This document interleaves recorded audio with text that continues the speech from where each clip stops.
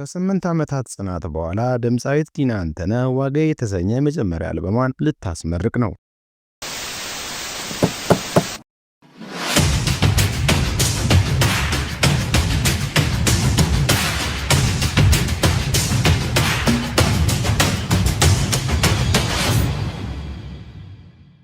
በኢትዮጵያ የሙዚቃ ኢንዱስትሪ ውስጥ በጉጉት ሲጠበቅ የነበረው የተወዳጇ ድምፃዊት ቲና አንተነህ የመጀመሪያ ሙዚቃ አልበሟን ልታስመርቅ ቀናት ብቻ ቀርተውታል።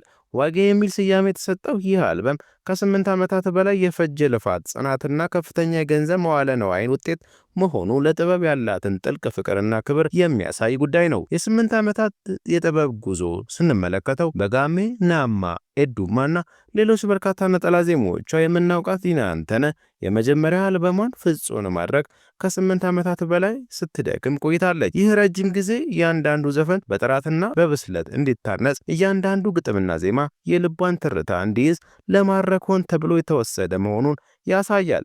ከአርቲስትነት አልፋ በራሷ አቅም ፕሮዲውሰር በመሆን ከ6 ሚሊዮን ብር በላይ በማውጣት ሙሉ ወጪውን መሸፈኗ ደግሞ ለስራዋ የከፈለችውን መስዋዕትነትና በራሷ ራዕይ ላይ ያላትን ሙሉ እምነት የሚያረጋግጥ ጉዳይ ነው።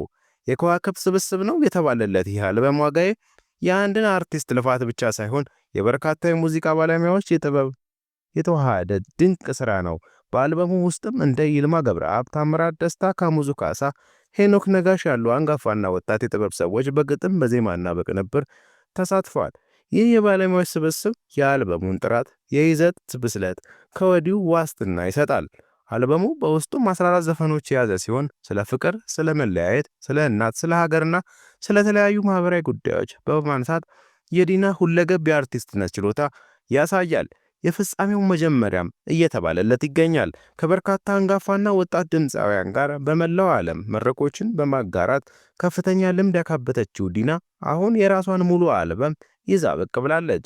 የብዙ ዓመታት ልፋቷ ፍሬ የሆነው ዋጋዬ ለደጋፊዎቿና ለመላው የኢትዮጵያ ሙዚቃ አፍቃሪያን የምታበረክተው ውድ ስጦታ ነው ተብሎለታል።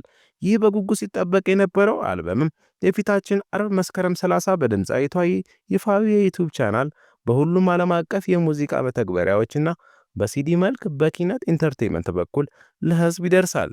ለ8 ዓመታት በትዕግስት ሲጠብቋት ለነበሩ አድናቂዎቿ ቲና አንተነህ ዋጋ ያለው ስራ ይዛ መጥታለች እያልን ከወዲሁ ተሰናበትን። ተመልካቾቻችን ለዛሬ ያዘጋጀንላችሁ ቪዲዮ እስካሁን ይመስላል። ቪዲዮ ከተመቻችሁ ላይክ እና ሼር በማድረግ አጋርነታችሁን አሳዩን። መሰል ቪዲዮዎች እንዲያገኙ ደግሞ ቻናሉን ሰብስክራይብ በማድረግ የደውል ምልክቷን ይጫኑ። ምክንያቱም ሀበሻን ቭሎገርስ መረጃዎች፣ ሙዚቃዎችንና ፊልሞችን በደረጃ ለእናንተ ይዞ የሚቀርብ ቻናል ነው። በቀጣይ ምርጥ ቪዲዮ እስክንገናኝ ሰላሙን ተመኘን። ሰላም።